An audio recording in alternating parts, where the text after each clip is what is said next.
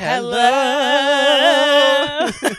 Okay, remember, we have to pay attention to this camera. Remind yourself that. I know, because the clips end up looking weird.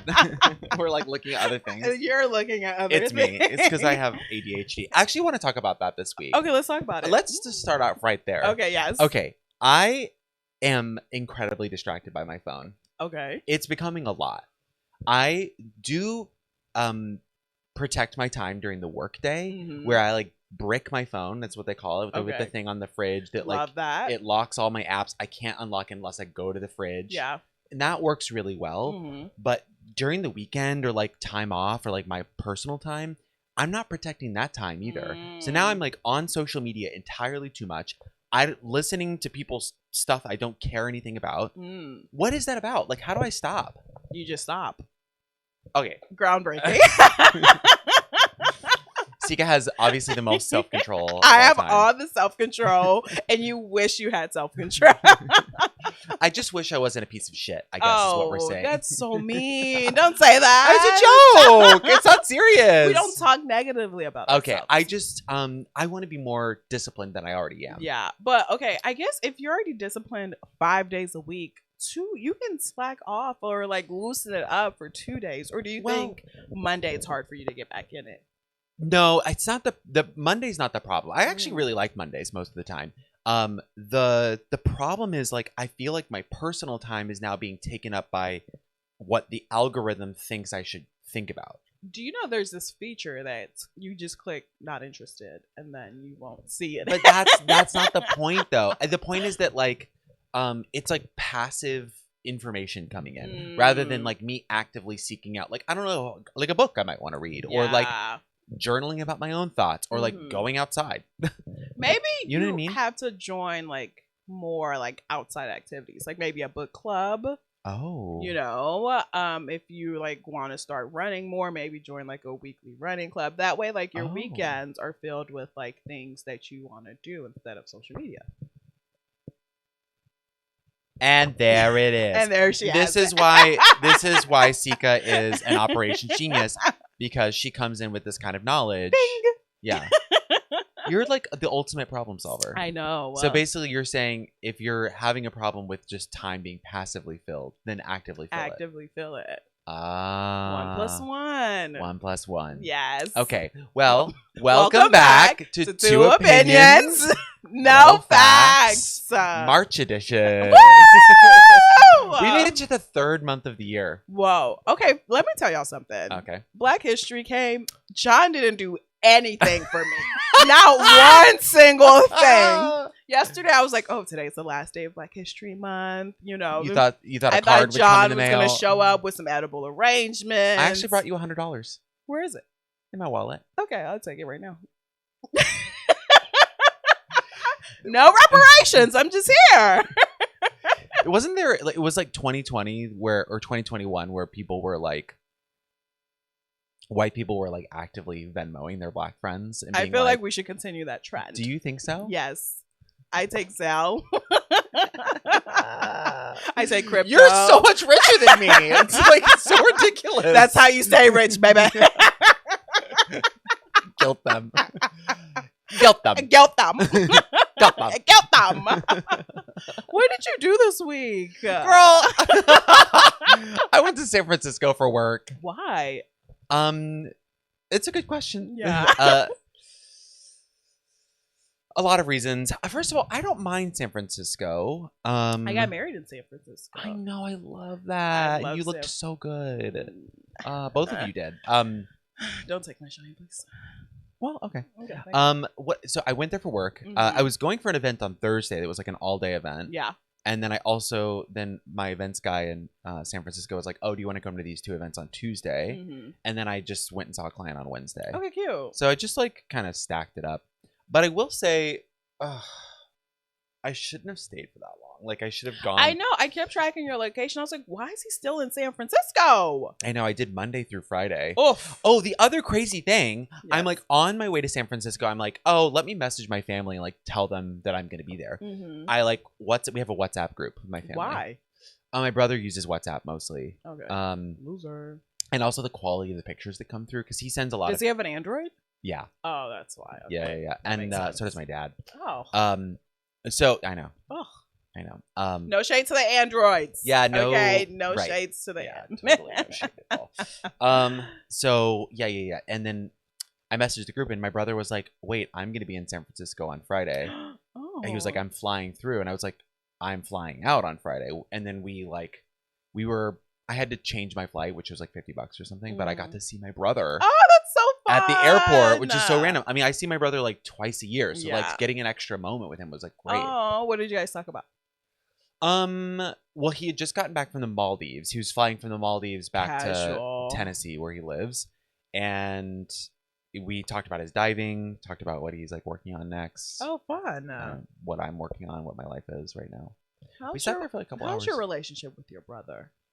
It's really good, actually. That's good. We had a really rough summer. Mm-hmm. We kind of got into like a really big fight about something, which we'd never really gotten into that big of a fight, but like it was big. And then we like didn't talk, and then anyway, we ended up talking and both like apologizing to each other and like being honest about like why we were mad and like that kind of thing, and it really brought us closer together. Okay, that's good. Yeah, I feel like with brother sibling relationships, like I always feel like brothers aren't really close, you know, and like sisters were just like thick as thieves, you know. I think, I mean, not to like shade all men, but like we're not the best at like communicating or and like I sometimes like if I don't hear back from you for a couple of days, I'm like, she finally realized that I'm a man. And that like and a couple of days means a couple of hours. Literally. Literally. Actually, like you go 12 hours and I'm like, oh my God, what did I do? Yeah, what did I say? What did I say? And you're like, hey Diva, sending you hugs. Love you. Don't forget about me. I'm like, John. So real. It's so real. But I don't know. Like, you know, I don't know. It's one thing. I don't know. It's hard to explain. Like I get women to a degree because like a lot of my really good friends are women, but then I'm like, I still am like inept, and I know I'm inept. Yeah, I always say every brother needs a sister, and every sister needs a sister. Yeah, you know, because I feel like women, like some of the things like my husband did, great guy, but I'm like, if you had a sister, like you would have got out of that relationship faster, or like you would have made a better decision because your sister, if she's a sane person, would be like, what are you doing? That's so real. You know? I really want kids, and I really want a daughter first. Yes. And then a son. I wanted a daughter. And then like maybe 2 more. Really? No, I mean, no. You know. Wait, how many kids?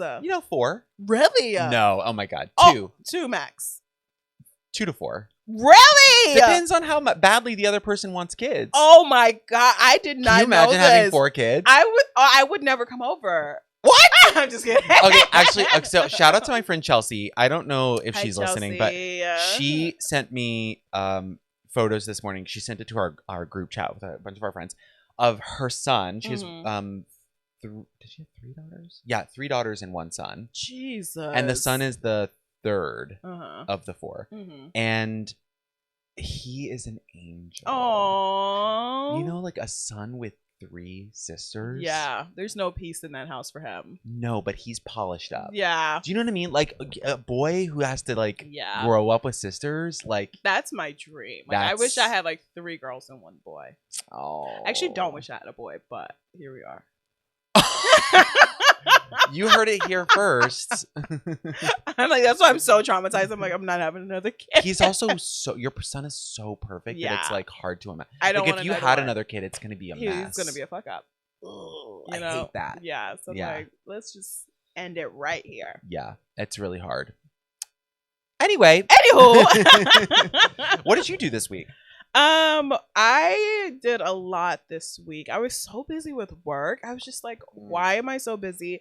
But yesterday I had a little lymphatic drainage massage. Tell me more about that. You said this. Yeah, so your body sometimes gets like filled with like unnecessary water, and like that's why sometimes you look puffy and you're bloated. And so one of my mutuals on TikTok went to this place in Beverly Hills and like made a TikTok about it, and this was real influence. And I was like, wait, that place looks cool, I'm gonna do it. And so you go and they just like start like using these creams and like massaging you and like using these like suction things on you, and they're basically squeezing you out. You're squeezing the water out of you. The water out. And funnily enough, she was like, "You have a lot of water in your thighs." Okay, rude. I said, "Bitch, I'm a skinny hoe. What are you talking about?" Sorry, what? I said what? But I will say I literally used the bathroom so many times yesterday. I was like, oh my God, I have to pee. And she was like, that's good. She was good. My goal when you leave here is that like you are peeing like every 2 minutes. And I'm like, wow. And then they put me in this like infrared, like it looked like a freaking spaceship. I was low key like creeped out a little bit. It like a little white spaceship. I've been in one of those. And then like you close it and then it was like vibrating and heated. Yeah. I was like, Jesus, take the fucking wheel. Like, what's going on? But I loved it. I need to do that so badly. I was like, I wish I could do this every week. It's so expensive. That shit's so expensive. It's so expensive. There's this place called Pause. No. On Sycamore. Okay. Like right near Tartine. It's called Pause Studios. Yes. They have robotic massage. I was gonna ask you if that's the robotic massage place. Okay, if you guys haven't done a robotic massage, it's not as good as a human, but it's like pretty good. Really? I fell asleep. I was like, oh, this is great. But they also do cold plunge. They do they do that infrared thing you're talking about. I love that. They do all sorts of stuff like that. Do they have a membership?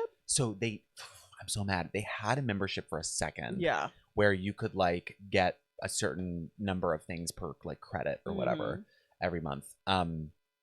And I didn't sign up for it, and then they got rid of it.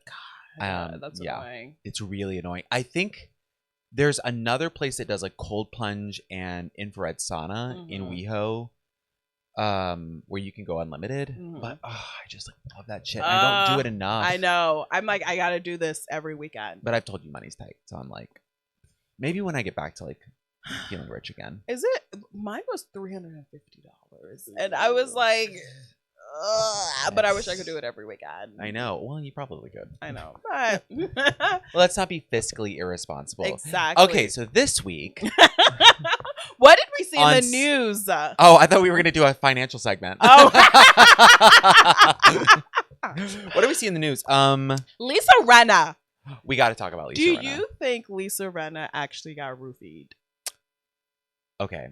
First of all, I don't want to doubt anybody's experience. And also, especially I don't want to come for Abbey. I also don't want to come for Lisa Rinna because I love Lisa Rinna times 1,000. That makes just one of us on this couch. I know she has said some things. She's a little cuckoo sometimes, but I'm obsessed. I think she gets her brand. I think it's so fun to watch her. Yeah. Okay, but I'm not sure about the roofie thing. Oh! Because if she was at the Abbey... Definitely possible because what they were doing there for a long time, allegedly, we really have to say this with allegedly, people were like putting GHB inside the glasses, like wiping drugs inside the glasses and then putting them back, and then people would use the glasses, and some people. Who are these people? The people that work. The people were doing this, so they were doing it. Pickpockets were doing it to like get people to be like. Incoherent so that then they could steal from them. Dang. Or at least that's what I understood. And I will say, I did go to the Abbey once like 3 or 4 years ago, and a bunch of my friends, some of who do not drink, definitely got drugged. Allegedly. They believe they were drugged at the Abbey. Allegedly believed. And then allegedly. And like, I did not get drugged that night, but I didn't have anything to drink. But one of my friends who's like fully doesn't drink alcohol had a glass of like club soda or something and like was incoherent. Really? Yeah. Oh my God. Yeah, it's scary. That's really so scary. But I will say I went to the Abbey on Friday night for a friend's going away party and I went straight to the bar and I said, give me whatever. You're an idiot. I said, I want a club soda and I want it in one of those glasses that's been wiped, allegedly wiped. You're an idiot. No, it didn't work though. I didn't get one. It's kind of like playing the lottery. Literally. I hope that she like is not lying. You know, yeah. She probably isn't. Like I don't know. It's hard to say. Yeah, it's like it feels like a press tour. She has a memoir coming out, and she's like, "Let me like She's like, yes, I was on Traitors, but let me elevate. Yeah, you know, and then she might be coming back on Real Housewives of Atlanta. Yes. Okay, we have to discuss this. Okay, what are your thoughts? Well, first of all, I told you yesterday, and I'll tell you guys, I have tried to watch this newest season of Beverly Hills. Mm-hmm. I've watched every single season of Beverly Hills. Same. Some of them multiple times. Obsessed. Mm-hmm. Love the wealth porn of it all. Same. Love the drama. It's ridiculous sometimes.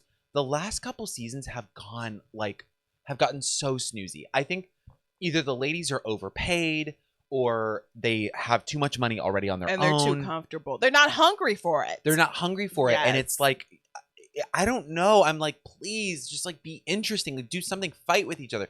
Care about each other. Would even be more interesting. Yeah. They don't seem to care a shit about each other. Yeah. The only thing that might have gotten me to watch this season was Rachel Zoe. Oh, I love Rachel Zoe. Who I did see. I don't remember. Did I mention this? Yes, you did. Okay, so I'm still living for that moment where she and I made eye contact and she knew that I knew that she knew and she saw me and she said FAG. You're an idiot. Anyway, okay, so I would watch for her because she has like style advice and like she's interesting. She's so interesting. Yeah, and she's like herself. Yeah, like she really feels like herself. But do you think Lisa? What is Lisa gonna bring back to the show? Drama. She'll say whatever. The last Munchausen's by proxy. I'm sorry. I used to love Lisa Rinna until like the last 2 seasons that she was on. Okay. And she was starting mess between like what's her name? Kyle and what's Kyle's sister's name? Kathy. Oh. When she was really mixing it up like that, I was like, you don't get in between sisters. And it was going really far. And I was like, yeah, Lisa needs to be on a pause. Remember like, Kyle and Kim's fight? Yes! Those were like really legit. Like, you stole my fucking house! I'll never. In the back of a limo, literally. Oh, that was when TV was good. That, better TV times. was so good. Better time. I was talking to somebody yesterday about Housewives and how like people will line up to do that show, even though it has ruined some of these women's lives. Yes. But when it hits well, it hits well. Look at Kyle. Kathy has had a rebrand. Like people love Kathy Hilton now. Okay, let's talk about Kyle for a second. Mm-hmm. Is Kyle better off having done the show? I think absolutely. 100% yes. But we found out in an early season that her husband was never going to love her, according to that psychic. Yes. And then that He'll never fulfill you. He'll never fulfill you emotionally. That lingers with me because of the way it came back where it's like Mauricio and her did end up breaking up. Mm-hmm. And I love both of them as individuals, at least from what I see on TV. Mm-hmm. Kyle especially. Yeah. I know not everybody loves her, but there's something about her that I'm like, I feel like she really is trying to be honest. Okay. Most of the time. Okay. But I do feel like a lot of the ladies end up in worse off places. Erica Jane. Oh yeah. Dorit. But you don't think that would have happened if they weren't on the show? That's the thing. It almost accelerates what's inevitable. Yeah. Which is the ending of their marriages. Because I think Bronwyn, for example, came on the show because she knew she needed a way out. Do you think she knew that? I think she knew she needed a way out because, like, why would you come on the show with a husband like that? You know? And, like, being able to record how mean he is and, like, everything that was going on kind of was, like, getting evidence for the divorce and like hopefully she gets something. But I want to talk about this. Yes. About Bronwyn specifically. I love Bronwyn. Do you think, I'm trying to like, how do I phrase this? Okay. Bronwyn is probably one of the coolest, prettiest, smartest, most articulate. Yes, her reads. Housewives we've ever had. Yes. And her husband, like on camera, is basically like, you are misbehaving. Yeah. That was their first season on. He got a little softer in season 2, but now they're separating or whatever. Thank God. Do you think people, and I'm now taking this to a meta level, do people attract what they think they deserve? Or like, do you think that subconsciously she thought she deserved that treatment from him and accepted it because of whatever she got from him?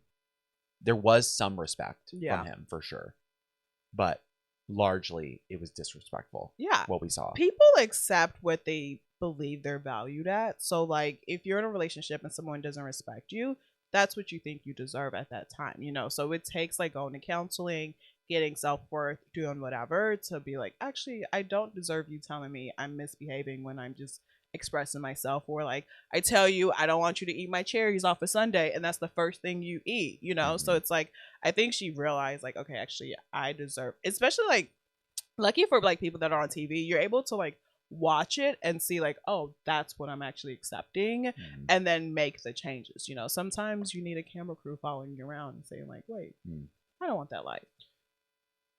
Do you see people doing that in real life? 100%. Yeah. Yeah. I think that's what, of the many things I like about Bronwyn, seeing her have a little bit of that realization and seeing the way he treated her was not enjoyable exactly, but very real. Yeah. It felt very real to me. I was like, this is actually, what's actually true about this is that this person, even though he does respect her, is not fully showing up in the best way for her. Yes. And like, that is as much on, I hate this, but I really believe that that's as much on her as it is on him. Oh, 100%. Yeah. Because like, if she didn't accept it, he wouldn't keep doing it. Right. You know, so it's like, she's taking it and he's going to keep doing it. And how does somebody break the cycle of that? I feel like a lot of therapy, you know, and like just like trying to figure out like why you're accepting it, like if it's unprocessed trauma, like was it a self-worth thing, you know, and working through those things. Yeah. Guys, this is a deep episode. But speaking of grifters, this most recent episode of Beverly Hills, Beau's con artist, baby daddy, fiance. Is she pregnant? Well, they're trying to become pregnant, but they're not married. No, fiance. He was like, you know, I'm thinking about a lot of things. They're at dinner. Let me set the scene. They're at dinner. Beau's the turkey hairline transplant guy and her daughter, and he goes, "If I'm just wondering if I ever go broke, what would you do?" And she was like, "I'll still love you."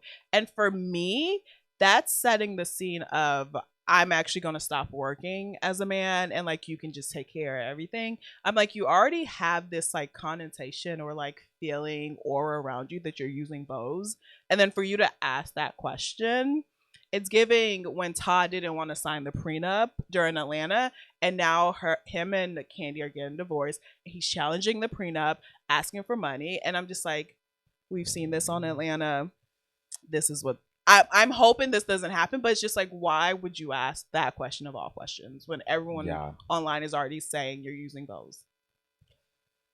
I mean, I haven't watched the scene. I'll give him some benefit of the doubt that maybe he's afraid of losing his job and like losing his ability to make money. I fear that myself. But I feel like the thing with you is like you would hustle and you would like get back to where you were. You know, you won't even, you know, you won't be like, oh, like, are you still going to be with me? Like, it's like, you have that go-getter mentality. And I feel like, that's true. If you have a go-getter mentality, like, even if you lose your job, you're still going to figure it out. You're going to find something to do. Something to, pull in money. It was just so weird. I was like, why would, and it's so funny because the daughter clocked it and was just like, yeah.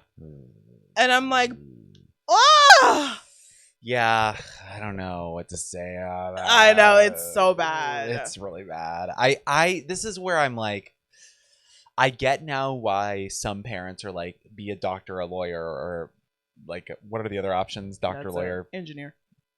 Sure, engineer. For Africans, at least. Got it. Yeah. Black history. Yeah, but I'm in sales, so it's like I have like big ups and downs, and like on a quarterly basis, and also on a like year. Like I've had years where I made a ton of money. I've had years where I did okay. It all is above like what's comfortable, which is good. But I do have in the back of my mind, I'm like, I just try to keep my uncle's career in my head. He worked for Amex for 25 plus years. He's back at Amex again, like, and he's been in sales the whole time and like crushed it the whole time. And it's just like, okay, like sell something that's going to be consistent, that's going to be there, and just go do that and like, do it for as long as you can. And if you were getting a relationship with someone, would you ask them that question? Like, would you still love me if I wasn't making any money? And if it's someone that's like more successful than you?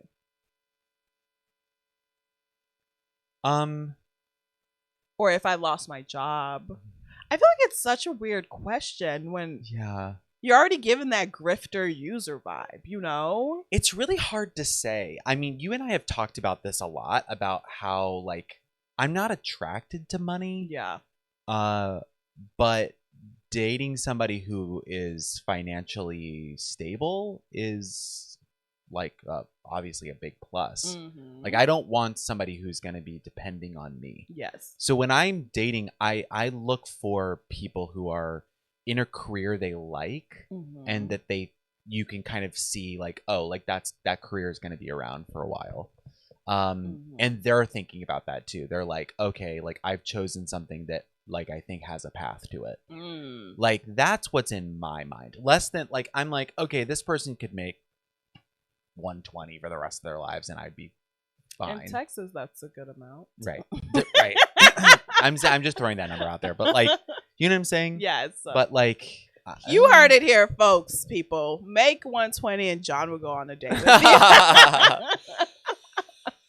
It's not, I don't know. It's just like, those aren't the things that I think I care the most about. It's on the list, but it's like not the priority, if that makes sense. Anywho's, speaking of being single, guys, John has been single for a few months now. I'm gonna set the scene, okay? And you know me, I'm always like, you know, let your freak flag fly, you know? Huh? Yes. Yeah. And what she said. Whatever it was. And then he was interested in someone. Yeah. And go ahead, tell the story. Okay, I was interested in this person. I don't think that they listen to the podcast. Who cares if they do? Not me using they, them pronouns. If you do, when I catch you, there's no way he listens. You never know. Whatever. Okay, I'm gonna tell this story, and I don't know if there's a point of me telling this story. Okay, just go ahead. But I'm just gonna tell it because I like want to be honest with people. Yes. Okay, so I was interested in this person. I met him many years ago.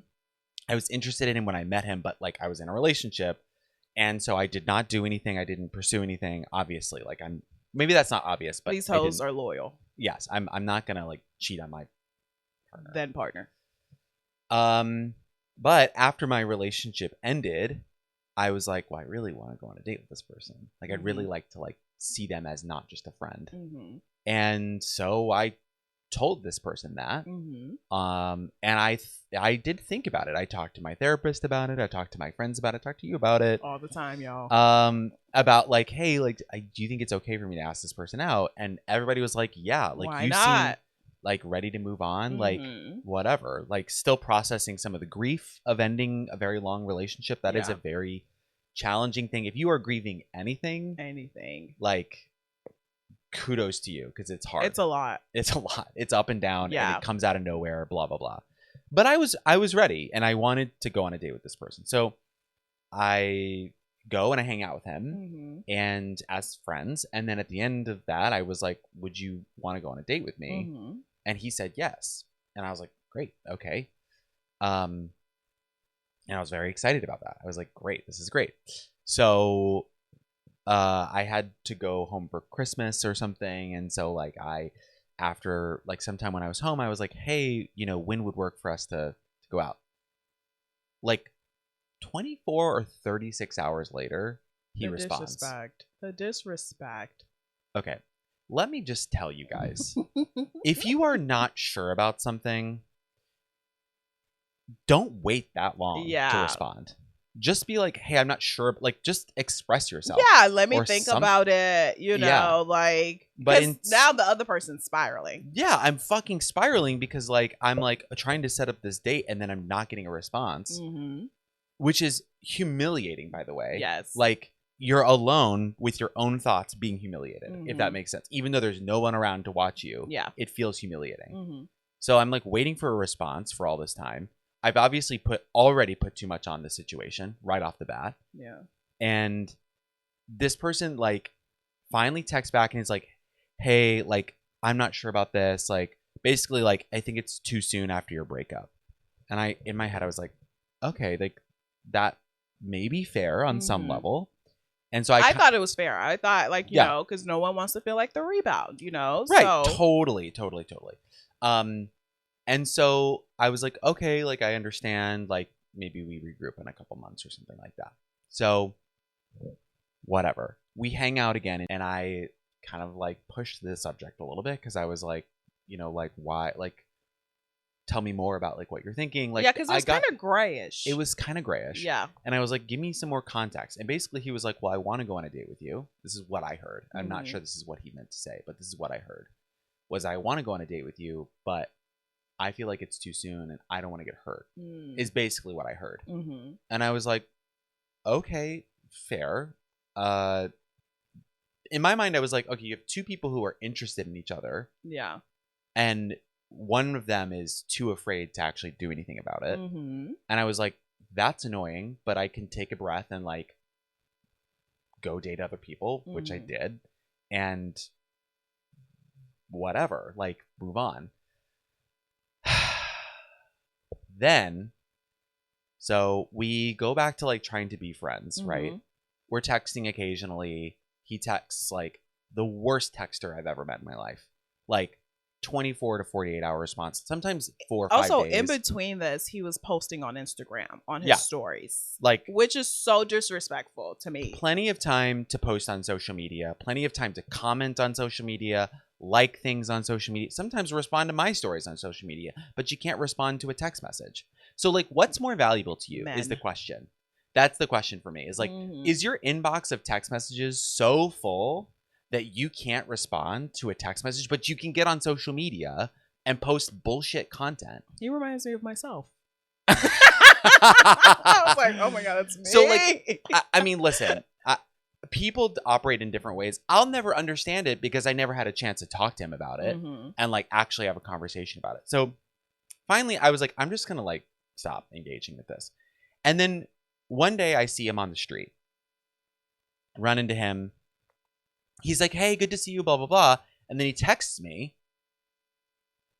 not even acknowledging the fact that he never responded to the previous text message, which included a question. It wasn't like and it wasn't like a me pet. It was like a, like, hey, let's hang out sometime soon, blah, blah, blah. Yeah. Okay. By the way, just meta. He's just not that into you. Yes. Like, sorry, he's not. That's fine. Like, I figured that was kind of what was going on. I don't know.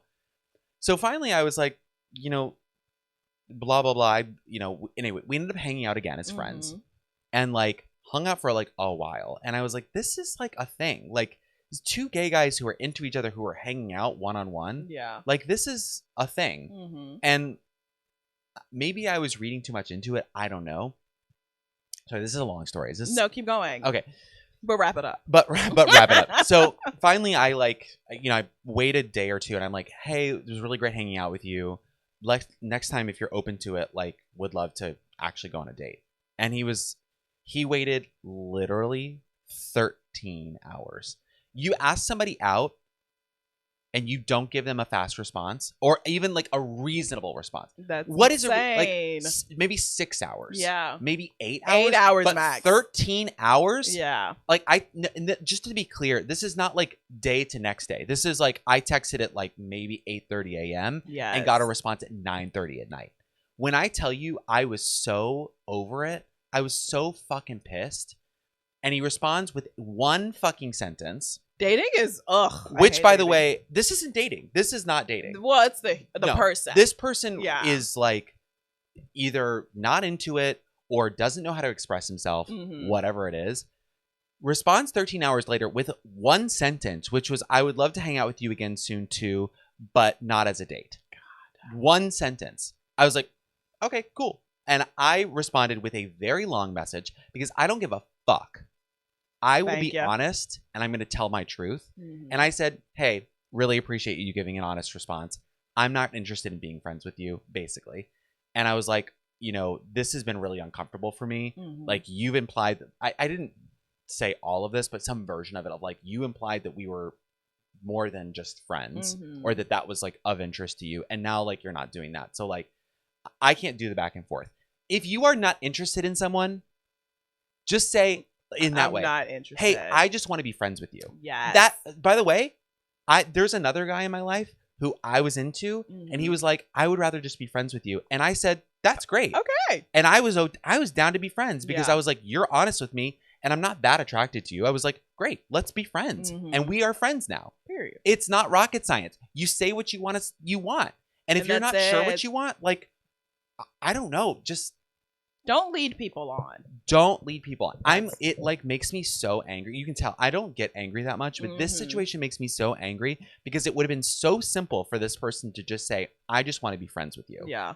And I genuinely would have been fine with that. But those words never left his mouth, and they never came in a text message. And as your friend, it was so hard sitting on the sidelines and watching that. And I was just like, if I could just shake you to your core and I'd be like, this guy is not the guy for you. No. But it's like, as friends, you just got to let that person come to that realization. Right.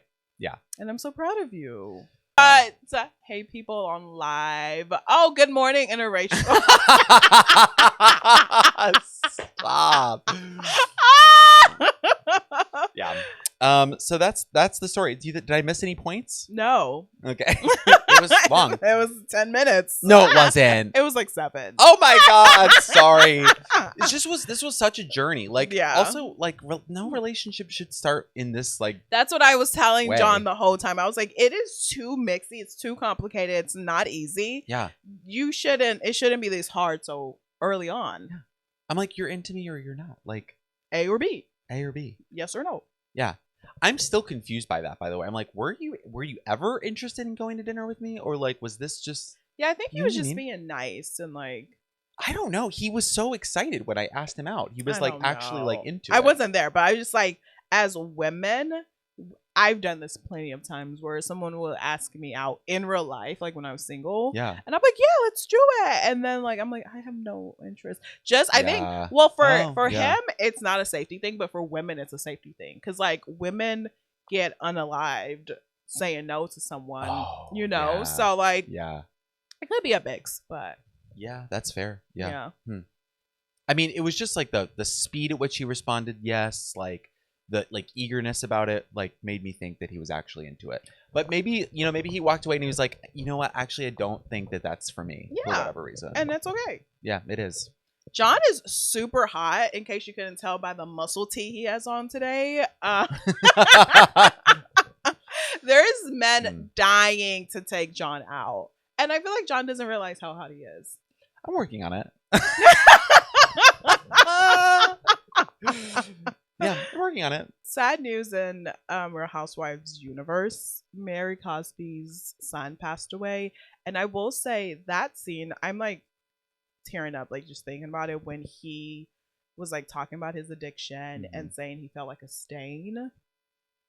I was like, oh my God. And I also only have one son, and I can just only imagine like what Mary is going through. So we're sending Mary all of our love. And I'm glad she's coming back to Real Housewives. It's been confirmed, she said. Because like I think she'll also help parents who are going through something like that, the addiction or the grieving, and show them like you can navigate through that. I will say though, right before this, Whitney from Salt Lake City posted with her son saying, spending extra time with my son, thinking about you, Mary. And I was like, that's the most out of touch thing I've ever seen in my life. You just lost your son 4 or 5 days ago, but I'm gonna hang out with my son and I'm thinking about you. It's like, that is insane. Yeah. Whitney Wild Rose. That's why your business failed. Failed. My business is failing.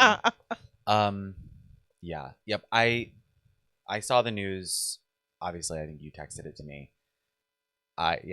It's so sad. I love Mary, and I think that her and her son's willingness to have those conversations on camera was really powerful. Yes. I don't have somebody in my life who's struggling with addiction. Thank God, me either. Yeah, but I can imagine that being able to see that on TV and see it with somebody who is so strong and so kind and empathetic, that seeing that reflected back to you would probably feel really important to somebody who's struggling with that. Yeah.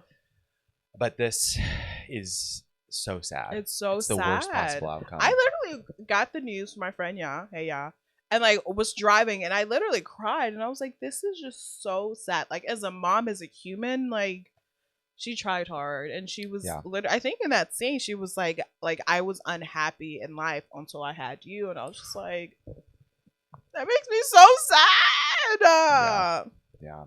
Guys, so on a lighter note, should I end with my tiny? What do you say? What's your tiny hill?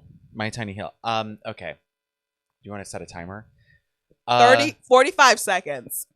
Women wearing light colored tights. What do you mean light colored? Pinks, light golds, white, cream. A man I controlling do a woman's body. not want to see your vagina through your tights.